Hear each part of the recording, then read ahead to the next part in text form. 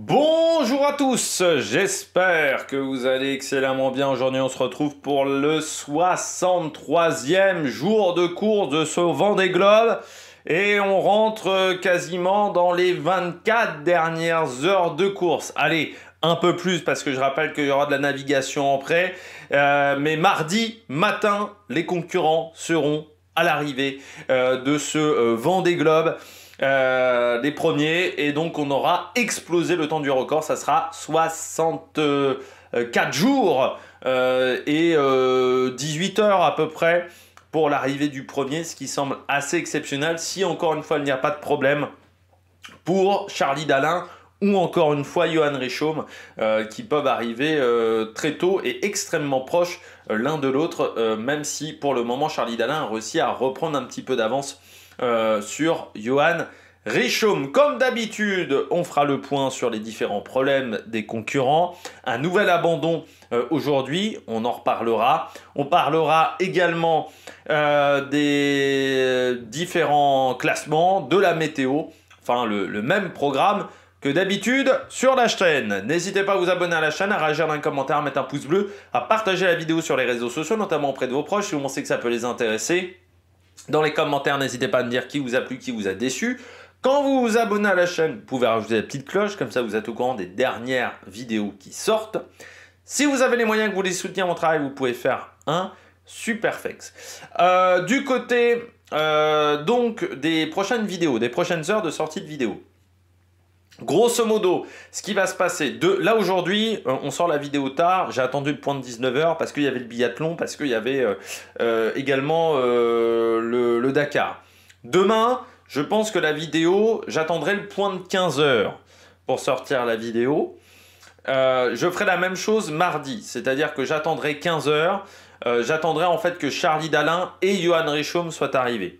Voilà, tout simplement pour avoir leur réaction, pour voir un petit peu ce qui s'est passé. Donc la vidéo ne sera pas à 12h30, de toute façon ça fait depuis depuis décembre en fait, depuis Noël on va dire, les vidéos ne sont plus à 12h30.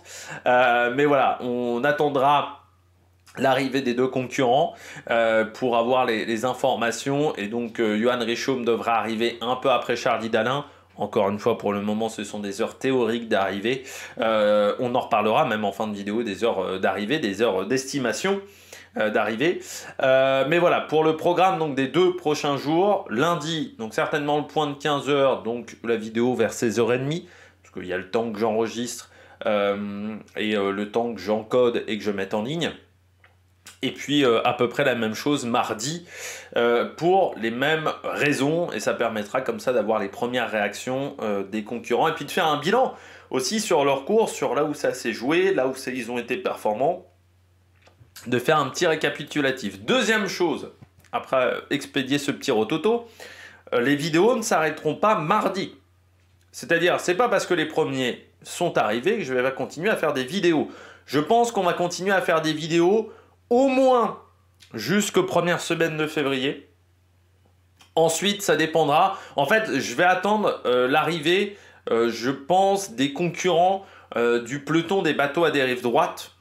Ensuite, bon, pour les Antoine Cornic et Oliver Air, il n'y aura peut-être pas de vidéos, il y aura peut-être plus de vidéos quotidiennes.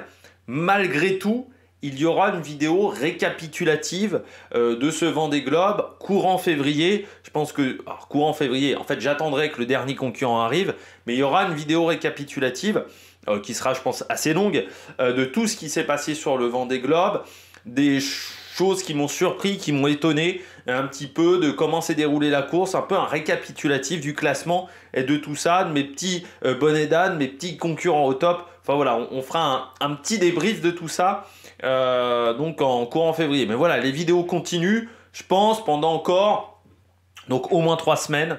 Voilà, au moins 3 semaines encore de vidéos sur la chaîne. Donc vraiment, je pense que ça s'arrêtera les vidéos quotidiennes vers le 7-8 février.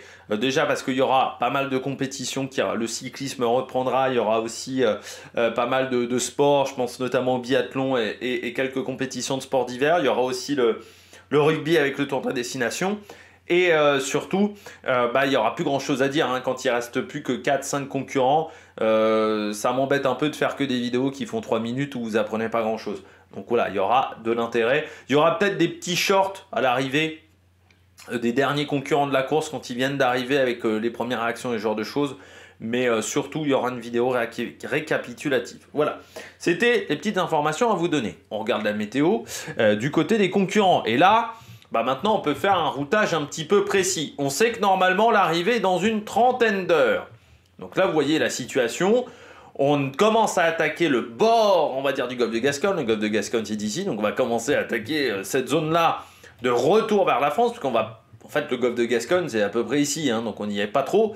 On monte en fait plus nord. C'est la stratégie des deux, hein, de monter un petit peu plus nord. Donc là, je pense qu'ils vont essayer de se retrouver ici. Et en fait, l'idée, ensuite, c'est de faire qu'une bascule, donc de monter nord comme ça, et de refaire une bascule pour descendre comme ça. Ça, c'est la théorie.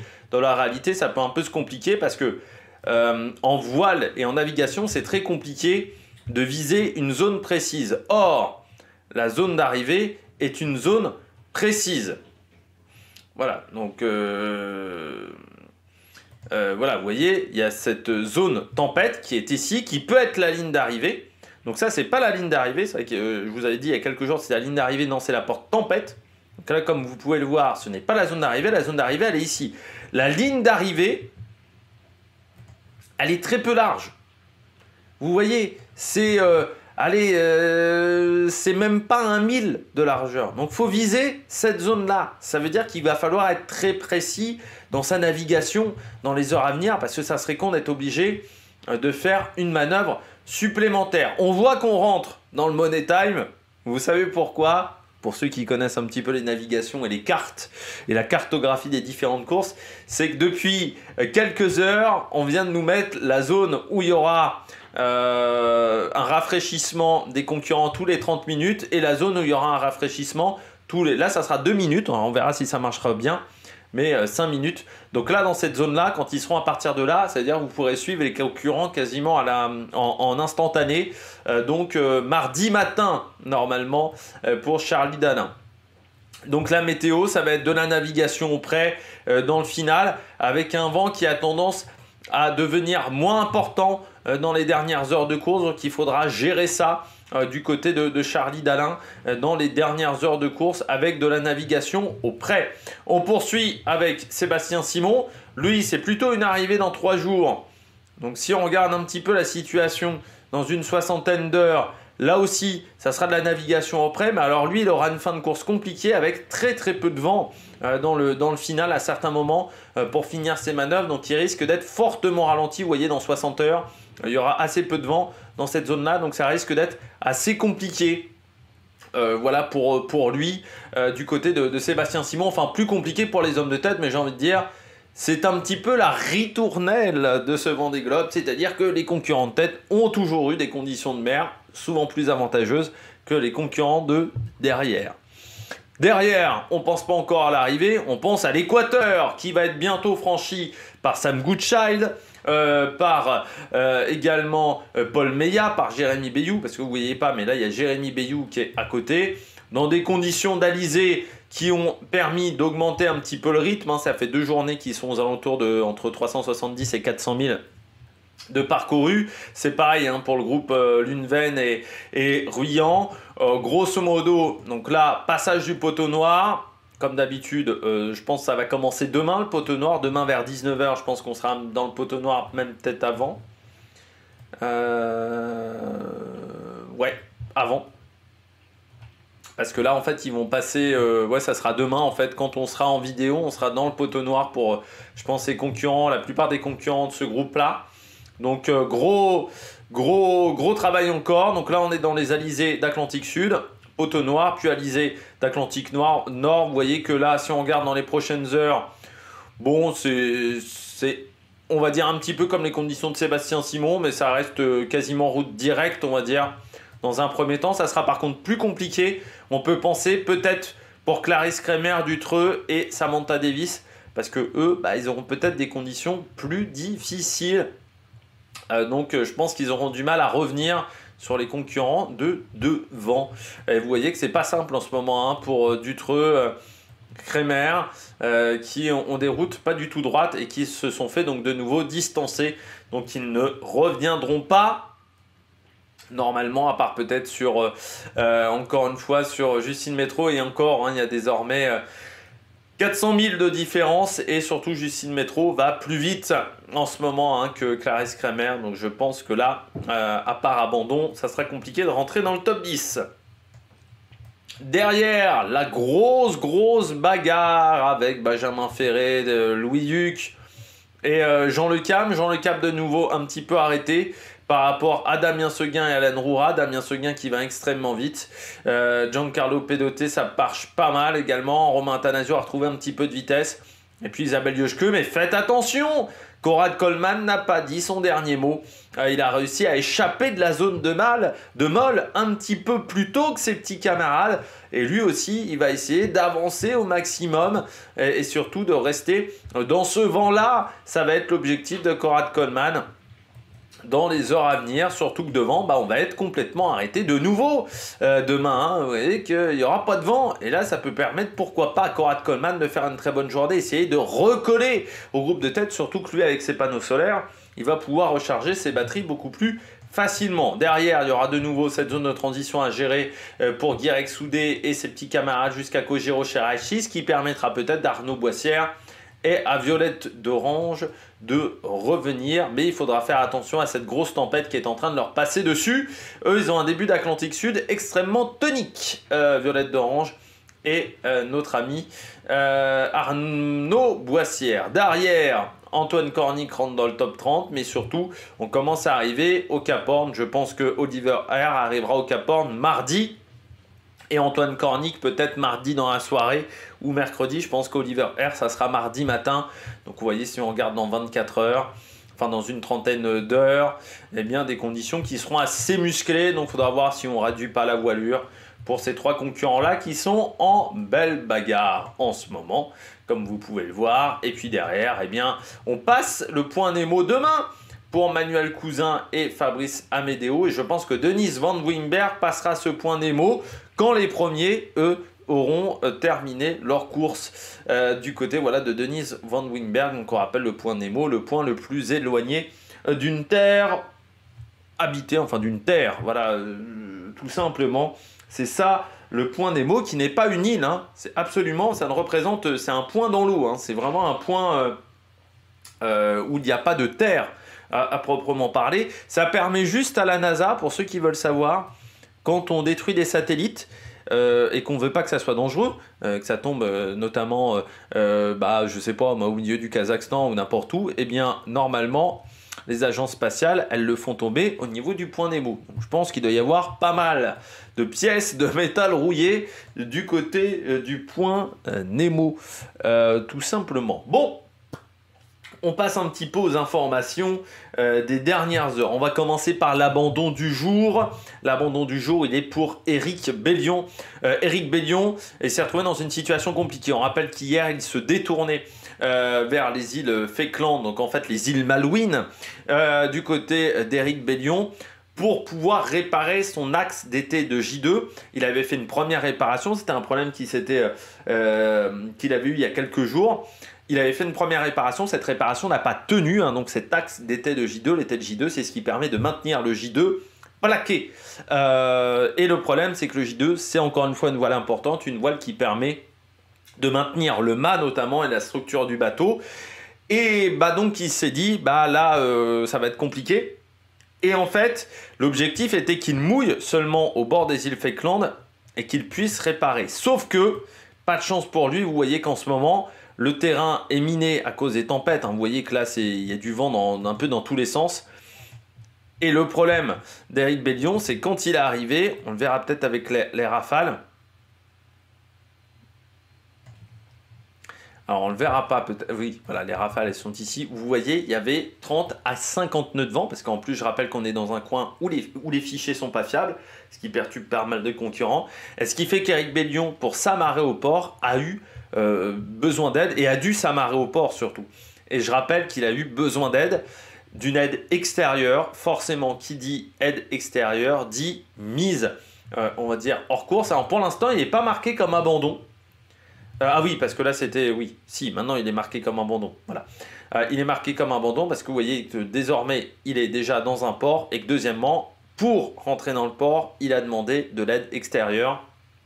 Je rappelle que c'est une course en autonomie sans escale, en solitaire sans escale, c'est-à-dire la demande d'une aide extérieure fait que vous êtes mis hors course, ce qui est arrivé à un concurrent, alors sur les premiers Vendée Globe, qui s'était retrouvé en fait à ne pas vouloir d'aide, mais des concurrents, enfin des personnes l'avaient aidé dans un port, je sais plus, en Nouvelle-Zélande ou en Australie, ce qui l'avait mis hors course sans que ça soit de son fait, parce qu'à l'époque le règlement était assez intransigeant. Alors maintenant je pense que dans ce genre de cas on aurait des pénalités. Je rappelle aussi qu'il y a une autre information du côté du règlement, qui a été donné sur le site de Vendée Globe, mais que je connaissais déjà un petit peu auparavant, mais qu'il est important de se remettre en mémoire et de se remémorer au niveau du règlement. Le classement peut être chamboulé pendant encore 96 heures après l'arrivée de la course. Pourquoi le règlement peut être encore chamboulé pendant 96 heures après l'arrivée de la course? Car à l'arrivée, toutes les communications entre l'équipe et le concurrent, c'est-à-dire entre l'équipe à terre et le concurrent, seront scrutées. Si on s'aperçoit qu'il y a des anomalies, il peut y avoir des pénalités après l'arrivée, ce qui fait que ça peut changer le classement. Donc 96 heures après l'arrivée, ce qui correspond à 4 jours. 96 heures pour le préciser. Certains appellent ça la règle Clarisse-Kremer. Moi, j'aime pas l'appeler comme ça parce que au final, Clarisse-Kremer n'a pas été en faute. Donc, appeler cette règle-là alors qu'une personne n'a pas été en faute, ça me semble un petit peu problématique. Mais voilà, on contrôlera les communications, toutes les communications, pour regarder attentivement qu'elles se sont faites déjà sur les canaux qui étaient prévus à cet effet. Et que deuxièmement, qu'il n'y a pas eu de communication, notamment pour donner des informations de routage, à part, dans un seul cas, pour la porte de tempête. Voilà, en cas de grosse tempête et de mise en sécurité sur la fin de la course, c'est-à-dire vraiment sur l'arrivée, là, on peut avoir une information ou de météo et de routage. Par contre, s'il y a eu des routages en milieu de course, là, c'est interdit. Donc, par exemple, pour le routage, si le concurrent en mer n'a pas fait une demande d'aide au concurrent à terre, il faut que ça soit dans cet ordre-là. Enfin voilà, c'est très important, les communications sont extrêmement réglementées aujourd'hui, ça sera encore plus le cas en 2028 parce qu'il faudra passer par une messagerie spéciale. Voilà, il faut vraiment qu'il n'y ait pas eu également d'aide de routage entre concurrents, par exemple. Donc tout sera à vérifier attentivement par la direction de course et c'est important, je pense, de le resignaler. Important. Pourquoi on appelle ça la règle Clarisse-Kremer? Moi j'appelle ça, j'aime pas ça parce que je sais pas si vous vous souvenez, mais il y a 2 ans, une taupe, on sait pas qui était la taupe, mais il semblerait du côté de son ancien sponsor, avait dit oui, sur le Vendée Globe, en fait, elle a eu une aide de routage. Donc la Fédération française de voile a fait une enquête sur une information qui était quand même plus une rumeur qu'autre chose, d'un membre, certainement du staff donc de Banque Populaire, son ancien sponsor.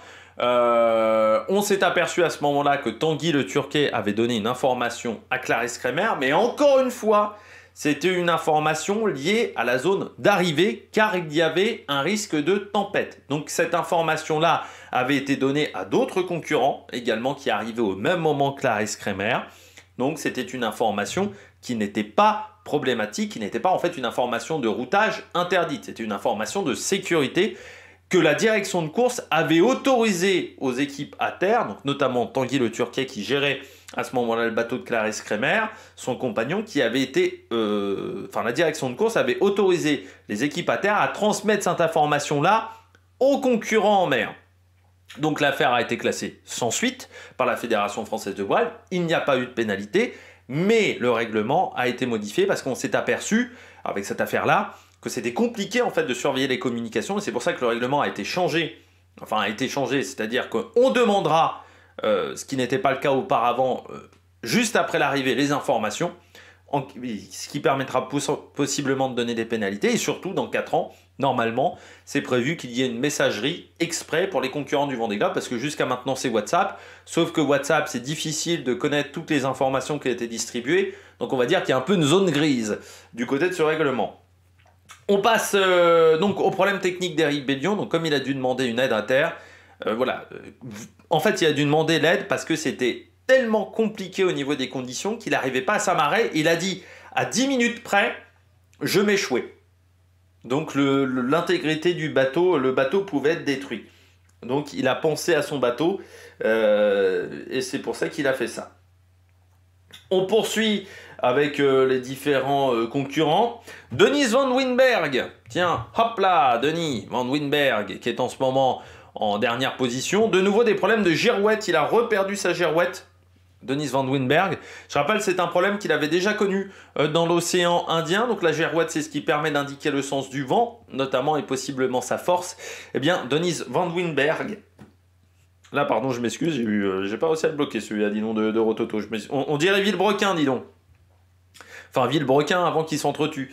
C'est bien de penser aux viewers, j'ai vu ça. Enfin, j'ai pas regardé la vidéo hein, de l'autre. Mais je me dis, tiens, j'avais fait une vidéo sur Villebrequin au moment de la cagnotte. Et bien au final, 4 ans après, j'avais peut-être pas si tort. Si vous voulez la regarder sur la chaîne. À l'époque où je faisais des vidéos médias, donc ça veut dire que c'était il y a longtemps. Tiens, j'ai aussi à placer la blague sur Villebrequin, parce que ça fait depuis 3 jours que j'essaie d'en placer une et j'avais pas trouvé l'opportunité. Mais là vraiment c'était pas fait exprès. On passe donc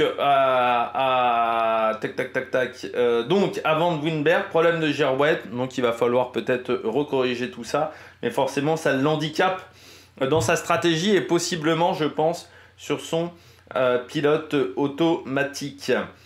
On poursuit du côté des concurrents avec Violette d'Orange. Gros problème hein, pour Violette d'Orange sur les dernières heures. Elle s'est fait en fait vraiment peur. Violette d'Orange, je rappelle la benjamine de la course. Vous voyez, elle est dans des conditions de vent qui sont exécrables pendant encore 24 heures à peu près. Hein. Vous voyez, ça va commencer à se détendre dans une quinzaine d'heures. Même du côté de Violette d'Orange, mais là c'est le vent en rafale que je vous mets et vous voyez que c'est terrible en ce moment, 46 nœuds de vent. Et encore une fois avec des fichiers qui sont peu fiables et peu précis, donc elle a peut-être plutôt 55 à 60 nœuds de vent du côté de Violette d'Orange. Problème de voile d'avant, en fait c'est son J3 qui a un problème. Donc le J3 c'est la voile, on va dire, c'est une plus petite voile hein, que le J2, je rappelle c'est J0, J1, J2, J3 dans l'ordre. Le J3 c'est une voile qui sert pas mal en cas de tempête. Ça permet de diminuer la toile, de diminuer la voilure pour éviter les risques de dématage. Je rappelle que en cas de tempête, certains pourraient dire pourquoi on ne garde pas les plus grosses voiles même quand il y a beaucoup de vent, parce que techniquement ça envoie plus d'énergie dans le bateau et ça permettrait d'aller plus vite. Déjà parce qu'il y a les vagues. Or c'est sur des dos d'âne. Vous pouvez passer à 30 km/h sans trop de risques sur un dos d'âne. Par contre, passer à 120 km/h, ça commence à être plus compliqué, il y a plus de risques. Et ensuite, parce que ça crée plus de tension en fait dans tous les câbles qui maintiennent le mât. Et le risque, c'est de démater. Donc c'est pour ça qu'on réduit la voilure. Déjà parce que à cause des vagues, on ne peut pas aller plus vite qu'une certaine vitesse, sinon on fait des plantées, ce qui endommage la structure du bateau. Et que deuxièmement, ça n'a pas d'intérêt en fait, à part de démater. Et elle a dit en plus, Violette d'Orange, à un moment, elle s'est retrouvée dans une configuration de voile. Il y a des configurations de voile selon les bateaux qui sont interdites parce que ça peut créer un dématage quasiment instantané. Elle s'est retrouvée dans cette situation-là, donc elle a dit quand elle s'est aperçue de ça, oulala, elle a refait sa manœuvre extrêmement vite pour pas avoir de soucis. Et puis du côté de Violette d'Orange, en fait, elle s'est aperçue, au départ, elle pensait que c'était le hook qui était cassé, le hook de J3. Mais en fait, pas du tout, c'est pas le hook.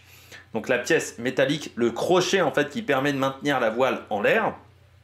Donc au sommet du mât on va dire, c'est pas le hook qui est cassé, c'est en fait ce qui relie le hook au mât qui est cassé. Donc en fait elle est obligée de remonter au mât, sauf que là, dans ces conditions-là, c'est complètement impossible et ça serait complètement dangereux. Déjà, je trouve que Boris Herman de nuit, c'était un peu limite de monter au mât, mais là c'est vraiment impossible dans ces conditions-là, elle serait brinque-ballée dans tous les sens.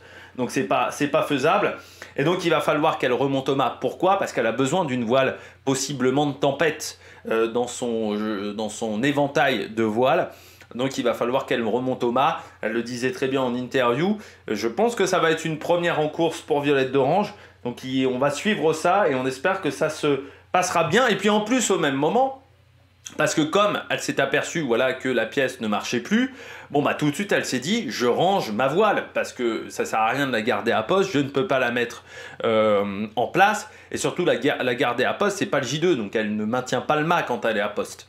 Une voile à poste c'est-à-dire une voile qui est enroulée mais qui reste à l'extérieur du bateau. Donc elle a décidé, bien entendu, comme tout marin, de la rentrer dans la soute à voile. Le problème, parce qu'encore une fois la loi de Murphy, ou comme je dis toujours, les emmerdes, ça vole en escadrille, les charnières de sa trappe à voile se sont cassées quand elle l'a ouverte, peut-être à cause d'une grosse vague, ce qui fait que bien entendu, ça veut dire que de l'eau rentrait, parce que la soute à voile, l'ouverture, elle est au-dessus du pont, tout à l'avant du bateau, au-dessus du pont. Voilà, là où vous avez un bateau, là c'est l'arrière, là c'est l'avant, vous voyez l'avant en triangle. Eh bien, elle est ici, la soute à voile, juste après le triangle qui est devant, qui est l'avant du bateau, qui est l'avant du bateau. Donc autant vous dire que là, c'était extrêmement dangereux parce que vous aviez toutes les vagues, et là, il y a beaucoup de vagues en ce moment, hein, vous avez de la mer, qui rentraient à l'intérieur du bateau.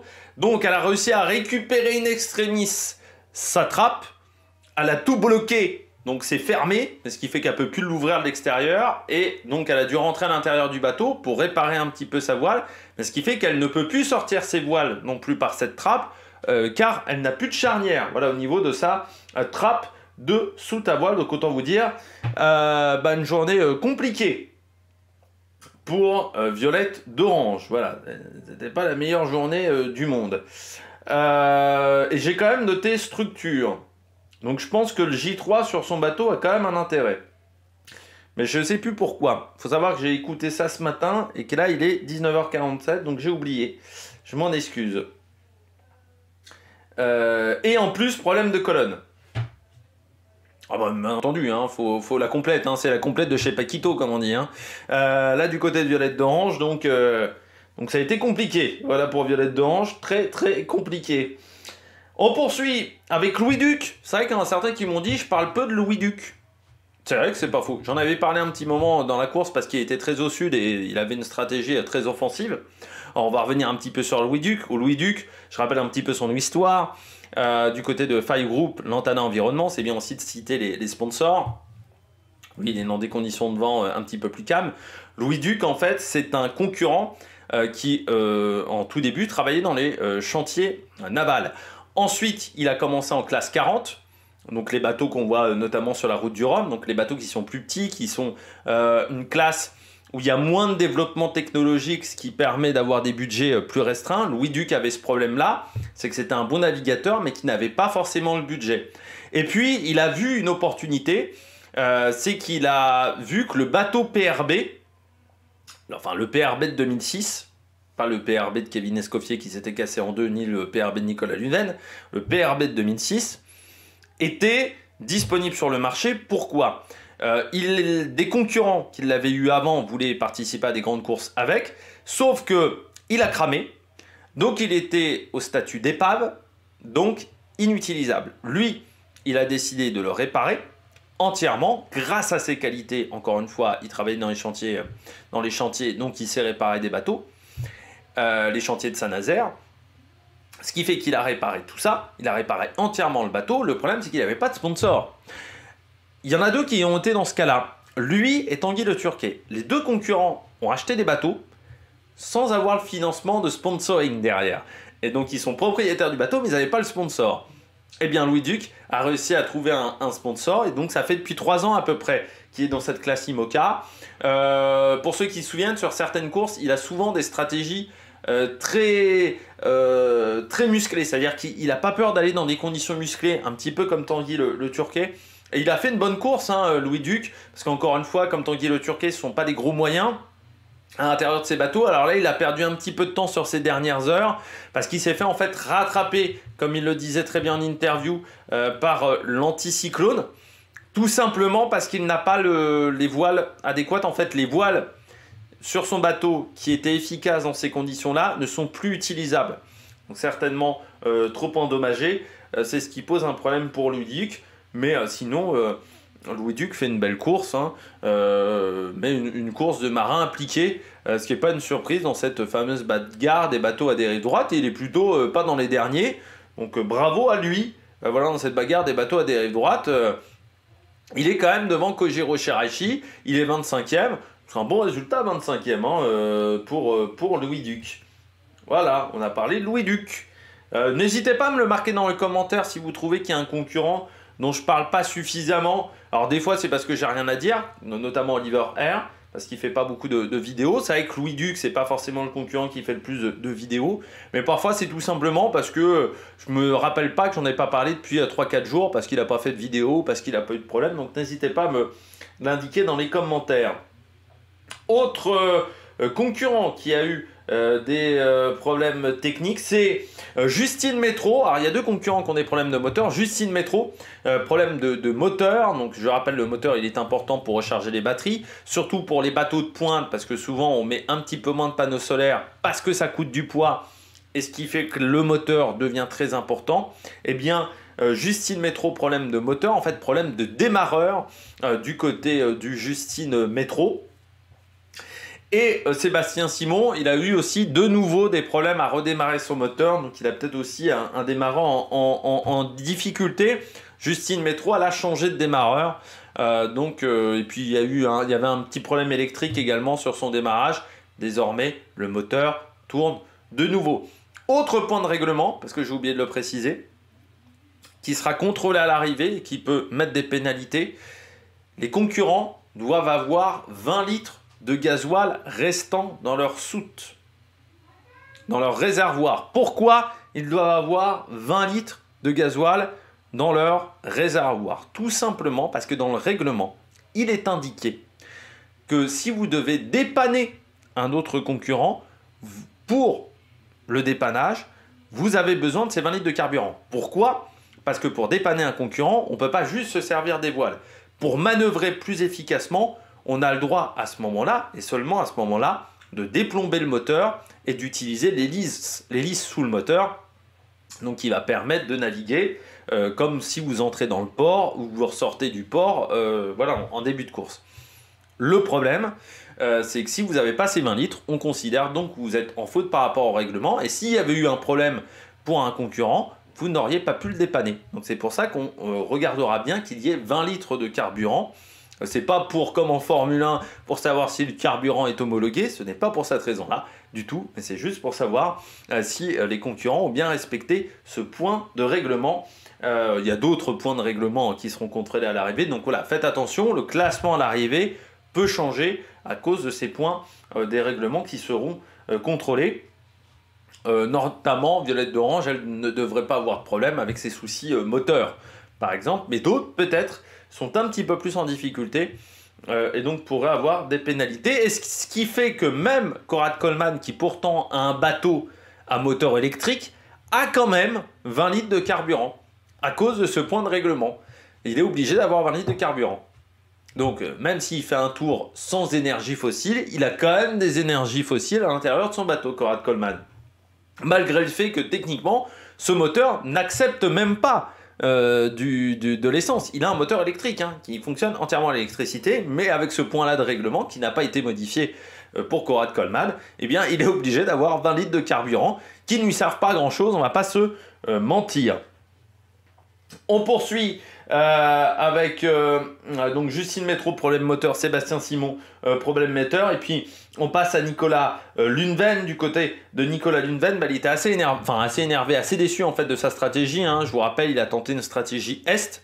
Il pensait en fait que sur les fichiers météo, ça allait fonctionner. Les fichiers météo disaient que ça allait être efficace, mais le problème, c'est que les fichiers météo n'étaient pas fiables et normalement la voie Est ne devait pas être efficace. Et c'est là où je le disais dans les commentaires par rapport à Jean Le Cam, qu'il a eu un bon sens marin à un moment de tenter un coup stratégique, mais parce que je pense qu'il l'a senti en regardant les nuages, en regardant la météo, que les fichiers n'étaient peut-être pas bons et que la réalité était différente, Nicolas Lundven, lui, est inexpérimenté encore dans l'Atlantique Sud. Et c'est vrai que le long du Brésil, je le dis tout le temps, mais c'est une zone où la météo n'est absolument pas fiable. Les fichiers ne sont pas fiables parce qu'il y a pas mal d'instabilité en termes de météo. Et donc, il faut avoir un bon sens marin. Mais il faut aussi avoir l'expérience de ça. Une Clarisse Kremer a l'expérience de ça, elle a déjà fait un Vendée Globe.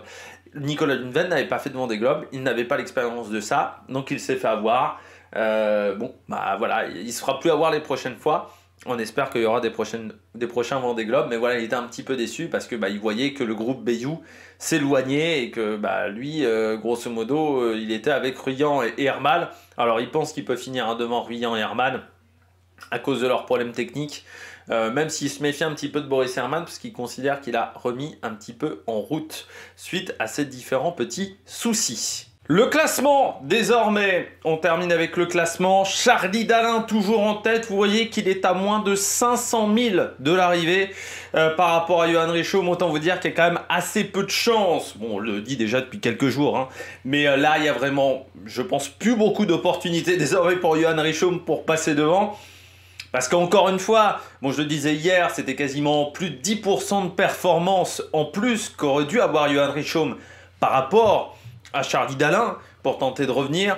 Sauf que Charlie Dalin, il a fait quasiment 500 000, donc 10% de plus de performance de 500 000, ça voulait dire 550 000, 479. Donc voilà, vous voyez, il est là le problème en fait pour Johan Richomme. C'est que ça fait depuis 4-5 jours qu'il aurait dû être plus rapide que Charlie Dalin. Et pas qu'un petit peu pour pouvoir passer devant. C'est son problème. Je pense que c'est pas dû seulement aux voiles. Les voiles n'ont pas aidé.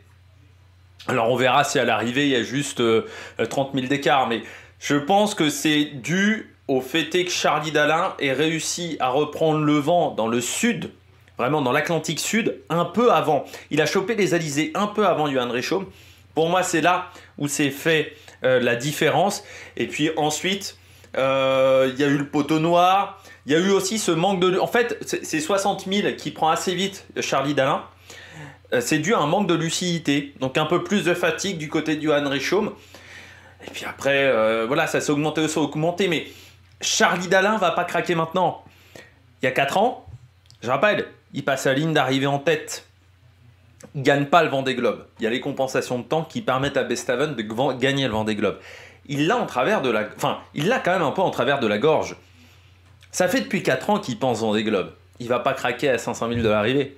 Il va pas craquer à 30 heures de l'arrivée, Charlie Dalin.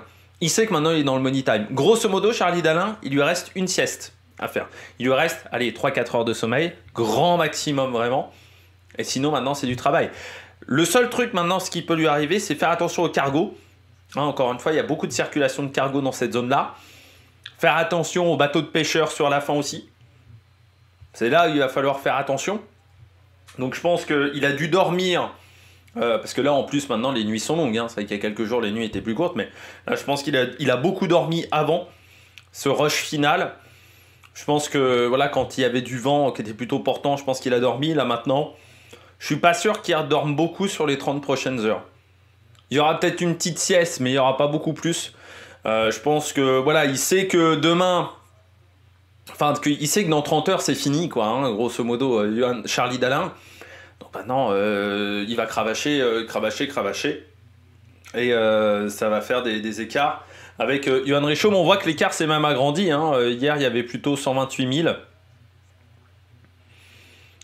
Si on regarde hier, 19h. Voilà, on était à 133 000, on est à 148, donc oui, l'écart s'est un petit peu agrandi entre Charlie Dalin et Johan Richomme sur les 24 dernières heures. Par contre, avec Sébastien Simon, ça s'est plutôt stabilisé, on est à 828 000, même si je pense que le final va être compliqué, 460 000. Donc vous voyez, il est moins rapide hein, quand même que les deux concurrents de tête, dans du vent un petit peu plus faible. C'est vrai que lui, il n'a pas forcément eu de zone de transition ici, comme ça a été pour les deux concurrents de tête. Elle est plus là où il n'a pas forcément une grosse zone de transition, mais il est un peu bloqué par l'anticyclone ici, qui lui bloque un peu le passage entre les Açores et l'anticyclone. Vous voyez, là, il a assez peu d'espace, donc c'est vrai que ça le gêne forcément un petit peu en termes de trajectoire, mais il n'y a pas eu forcément une zone de molle qui lui a bloqué la route. C'est plus là, sur le côté, en fait, qu'il est un petit peu embêté. Derrière, il le disait Jérémy Bayou, un peu moins bien réglé hier soir. Ça lui a coûté son avance, enfin sa petite avance qu'il avait sur Sam Goodchild, donc il sait qu'il ne faut pas faire d'erreur. Il disait que c'est très compliqué parce que la course est intense depuis le départ et que là elle est toujours intense. On ne peut pas faire d'erreur. Il dit tu fais une erreur, tu passes de 4 à 7 quoi, quasiment au niveau du classement.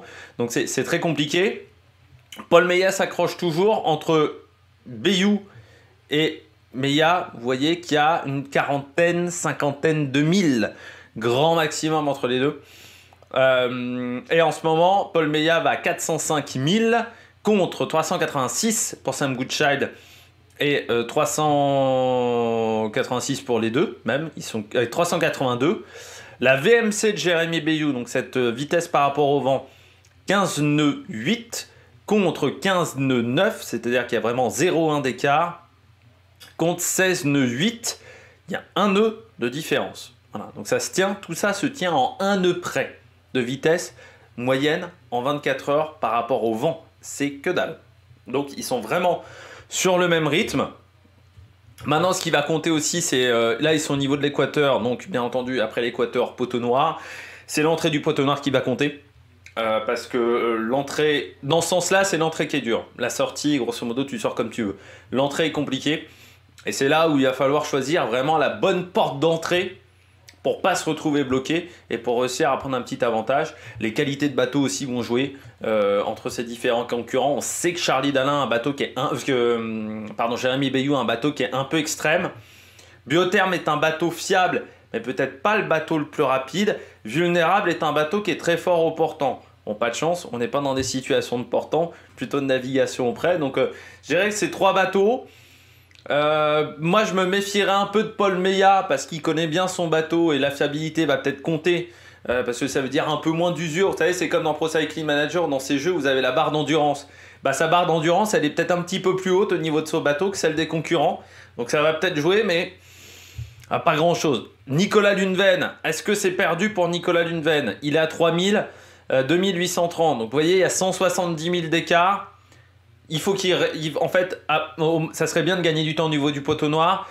Il lui reste encore 7 jours, en gros. Nicolas Luneven de navigation. 7 jours, 170 000, ça serait bien de réduire un petit peu l'écart. Sinon, il va se retrouver un peu comme Johan Richomme à être bloqué. Ça serait bien aux Açores d'avoir 60 000 de retard sur ce groupe-là. Donc, c'est pas encore perdu. On sait que Nicolas Luneven a un bateau qui est efficace dans certains niveaux de vent. Moi, je mise plus sur Ruyant et Boris Herman parce qu'encore une fois vous voyez que Nicolas Luneven avec des conditions de mer pourtant équivalentes à 380 000 alors que les deux autres sont à 60 000 derrière, enfin 50-60 000 derrière en 24 heures. Je pense que leur problème technique à eux va vraiment continuer à les handicaper et ne va pas leur permettre de revenir dans le match. Le seul pour moi qui peut revenir dans le match pour cette 4e place, c'est Nicolas Luneven. Mais encore une fois, on s'aperçoit quand même, comme on a vu là dans les alizés, que les alizés ont plutôt tendance à être préférables pour les premiers par rapport à ceux qui sont derrière. J'ai peur que ça soit ça qui bloque Nicolas Luneven ensuite, c'est que les alizés là soient plus faibles pour Nicolas Luneven par rapport au petit groupe de devant. On retrouve ensuite Justine Métro. Je pense que Justine Métro regarde plus derrière que devant. Je pense qu'elle a quand même une marge, encore une fois, pour cette 10e place. Mais je ne suis pas sûr qu'elle continue de regarder les 4-5 de devant. Elle voit, ça fait quand même depuis le début de l'Atlantique Sud, depuis le Cap Horn, elle voit qu'elle n'arrive pas à suivre leur cadence. Dès qu'ils y mettent un petit coup d'accélérateur, elle n'arrive plus à suivre. Et j'ai envie de dire, c'est le cas depuis quasiment le milieu du Pacifique où on sent qu'elle s'accroche vraiment. Je pense qu'elle a beaucoup donné dans le Pacifique, Justine Métro, et qu'il y a eu un contre-coup à un moment. Ça a été ça le problème du contre-coup au niveau physique. Et il y avait eu une photo où elle montrait qu'elle rechargeait les batteries. Là maintenant en plus elle a dû changer le moteur, enfin changer une pièce au niveau du démarreur. J'espère que ça va tenir pour elle. Mais voilà, il y a un peu de fatigue je pense désormais. Clarisse Kremer qui s'est fait peur dans les orages. On est au niveau de Cabo Frio, on est dans une zone qui est très instable. Hier elle était vraiment dans les orages. On voit que ça a été compliqué au niveau de sa trajectoire parce que pour éviter les orages, c'est pour ça qu'elle a perdu beaucoup de temps, Justine Métro. L'avantage, c'est que bon, Samantha Davis n'a pas été beaucoup plus vite, hein, 254, 251 000. Ça n'a pas été beaucoup plus vite également pour Benjamin Dutreux parce qu'en fait, Benjamin Dutreux, ça fait depuis plusieurs jours qu'il ne peut pas rentrer dans cette zone-là. Le vent est trop mou. Donc il était parti très à l'est, il est obligé un peu de repiquer vers l'ouest, ce qui n'est pas l'idéal en termes de rythme. Il y aura quand même une bagarre, je pensais que l'écart augmenterait plus vite entre Clarisse Kremer, Samantha Davis et Benjamin Dutreux. Ça y est, je vous avais dit, je pense que Benjamin Dutreux peut plus revenir sur les deux. Je pensais pas qu'elle serait autant embêtée. Voilà, là aussi, je dois faire avec la fiabilité des fichiers métaux. Moi, hier, les fichiers métaux, ils nous annonçaient plus de vent que ça. Donc c'est là où c'est un petit peu compliqué pour lui. Enfin, pour elle, pardon, par rapport à lui, qui a l'air d'être pas si mal. Et puis derrière, on voit que c'est toujours le combat. Hein. Louis Duc, Tanguy Le Turquet, 4009. Jean-Luc 4, 4005. Il y a 400 000 d'écart. En gros, c'est une grosse journée de navigation, on le voit. Jean Le Cam, je trouve hallucinant parce que sur la carte, ça fait quand même depuis plusieurs heures qu'il a des conditions de mer normalement nulles. Il arrive quand même à avancer à 55 nœuds. Donc je ne sais pas comment il fait, hein, Jean Le Cam, mais voilà. Bon. Derrière, Damien Seguin et Alan Roura vont vite, mais eux, ils ont des conditions de mer qui sont un peu plus intéressantes. Il faut se méfier de Romain Attanasio qui a repris du poil de la bête après 4-5 jours qui étaient compliqués. Et puis, on a toujours Giancarlo et Isabelle Yoshke. Je suis assez impressionné aussi d'Isabelle Yoshke. Un foiler en moins également du côté d'Isabelle Yoshke, mais un bateau qui date de 2007. Je rappelle, c'est le foiler le plus ancien de la flotte.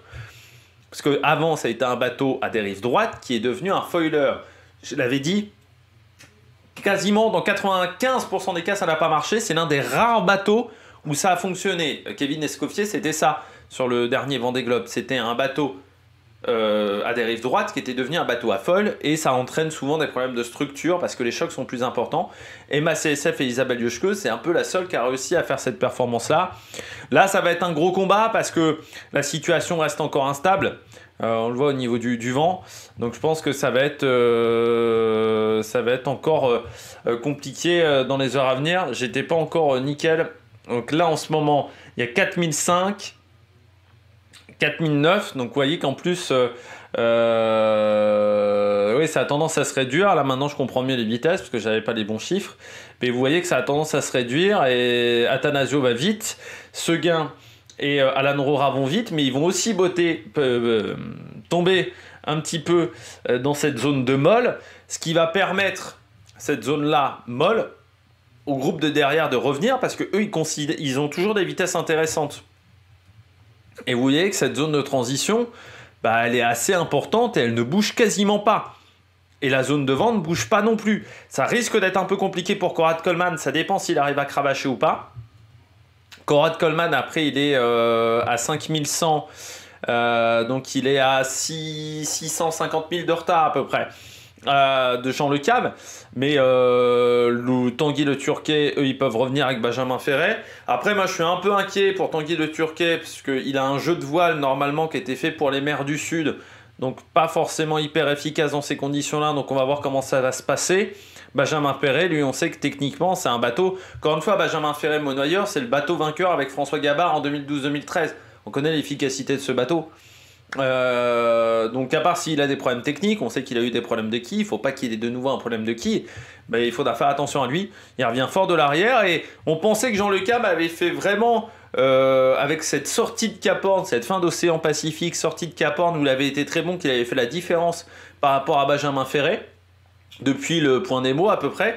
C'est pas si sûr que ça, parce que là ça va encore revenir de l'arrière pour ce petit groupe là, et puis on revoit ensuite Guirec Soudé par exemple, Sébastien Marseille, eux ils sont bloqués, on peut presque dire qu'ils sont plus dans le même système météo presque que Tanguy Le Turquet et Benjamin Ferret, donc ça risque d'être compliqué de revenir pour ce petit groupe là qui est un peu bloqué, voilà, avec l'anticyclone.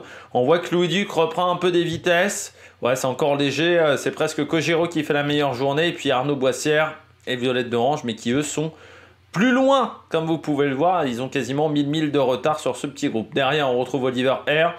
Ça continue à avancer du côté d'Oliver Air. C'est vrai que son début de Pacifique avait été catastrophique. Mais là, depuis qu'il a du vent, ça va vite. Et surtout, Oliver Air, il va plus vite qu'Antoine Cornic et il va plus vite que Jing Kunshu.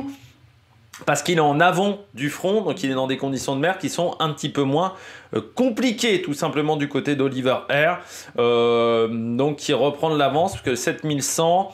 donc voilà, il reprend 300 000 d'avance sur Antoine Kornik et Jin Kunshu qui sont toujours aussi proches l'un de l'autre, 50 000 d'écart, ça fait depuis plusieurs jours que l'écart est assez restreint entre les deux. Bon, Amedeo Cousin, eux, ils sont côte à côte aussi, depuis quelques jours, 213 000, ça fait depuis au moins 3 ou 4 jours, ils ont quasiment les mêmes vitesses. C'est hallucinant, Manuel Cousin et Amedeo, c'est intéressant de voir qu'ils ont la même vitesse. Et puis, Dennis Van Winberg, toujours un petit peu plus rapide, même si là l'écart c'est, on va dire, à peu près stabilisé. 8933 contre 8688, donc 250 000 d'écart à peu près. Voilà, si on fait des calculs un petit peu rapides. Allez, on regarde les statistiques sur les 24 dernières heures. On va même dézoomer la carte pour vous montrer un petit peu les écarts. Ça a même du mal à dézoomer tellement c'est loin. Mais voilà, vous voyez l'écart entre les premiers qui sont tout là-haut et Dennis Van Winberg qui est là, qui est désormais 34e. Ils ne sont plus que 34 en course, mais il est toujours en course. Les statistiques sur les 24 dernières heures, le bateau le plus rapide. Toujours Charlie Dalin, devant Damien Seguin.